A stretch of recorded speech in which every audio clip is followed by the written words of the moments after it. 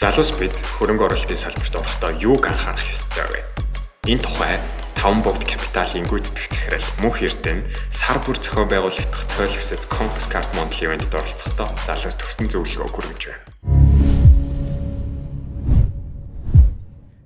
Яг одоогийн хөрөнгөний зах зээлийн нөхцөл байдлыг та юу гэж харж байна? За Монгол бол ёроол дээр явж байгаа гэж бодож байна. Ёроолын орчимд Монголын хөрөнгөний зах 5 жилдээ нэг удаа цикл иргэдэг.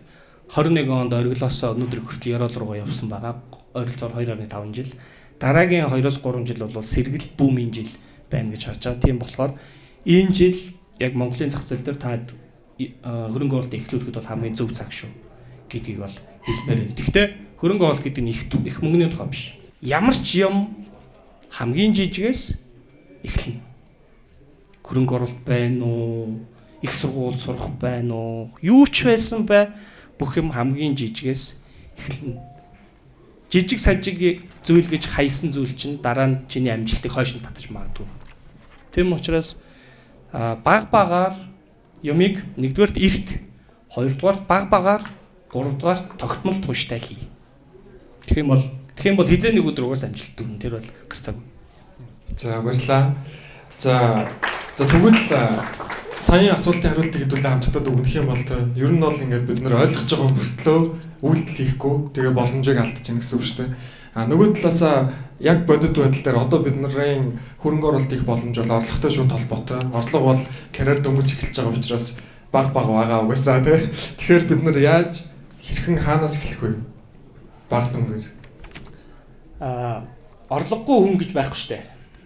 Наанд ч л аав ээжээс мөнгө авч байгаа шүү дээ. За ажил хийж байгаа. Янз одоо бидний үед бол халтур гэж ярьдаг гэсэн. Та хэд юу хийсэн? Хастл болсноо. Ер нь бол ойрцоо үг нь бол ойрцоо л байна тий. Халтур гэдэг чинь орсол үг байх л та. За тэгэхээр зүгээр л тий нүдэ анаал сар болгон 5,000 төгрөг мэдхгүй хийдий. Гэхдээ 1000 төгрөгч байсан болно шүү дээ. Хий. Тэр нь шүү дээ тий та тэрийг амар их мөнгө болгох гол өсөх гээд байгаа даа биш байхгүй. Эхний зорилго. Зүгээр юмд хандж байгаа хандлага зам байдал төлөвшлийг бий болгох хэрэгтэй байхгүй өөртөө. Тэ? Эхлээд хүн өөрөө төлөвшөх хэрэгтэй. Тэгжиж мөнгө хийдэг болно, ажил хийдэг болно. Өөрөө төлөвшөөгүй салан балан, сахилга батгүй, төвчээргүй, зогсолтгүй байж чаддаггүй байвал хизээч амжилтанд хүрэхгүй. Нэг өдөр та мандад Ferrari унаад амар гоё явж болно. Маргааш өдөр та шоронд чижиж магадгүй. Нэр шүү. Яг тэгэхээр тэр мөнгийг яаж олсон амар эрсдэлтэй байхгүй. За баярлалаа. За дараагийн асуулт нь болохоор одоо бидний үеийн залуучууд гэлтгүй ер нь таны өнцгөөс ч гэсэн тийм дээрээс нөгөө Warren Buffett-аас ахвал бидний хардаг хөрөнгө оруулагч нарын өнцгийг харахад шин зах зээлийн орон зай боломжуудыг маш сайн мэдэрч хөрөнгө оруулалт хийдэг юм шиг харагддаг. Тэгэхээр таны өнцгөөс одоо харахад бидний ингээ анхаарал хандуулахгүй байгаа юм шиг тий хөрөнгө оруулалт хийх боломжтой салбарыг та юу гэж харж байгаа вэ? Одоо ерөөсөө AI штэ. AI бол яг хөгжлийнхаа хувьд бол ерөөсөө дөнгөж ихний шатанда явж байгаа юм байна. Одоо ингээ ChatGPT энэ гэл та нөгөө аппликейшнуд байна тий хэрэглээ талаас. Тэр бол ерөөсөө бүр хамгийн ихний шат.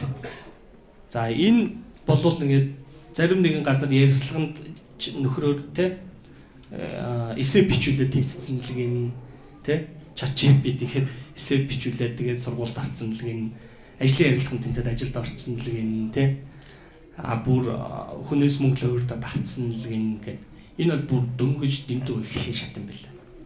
Одоо энэний чинь дараа яах вэ гэхээр өөрөө боддог, өөрөө шийдвэр гаргадаг болно.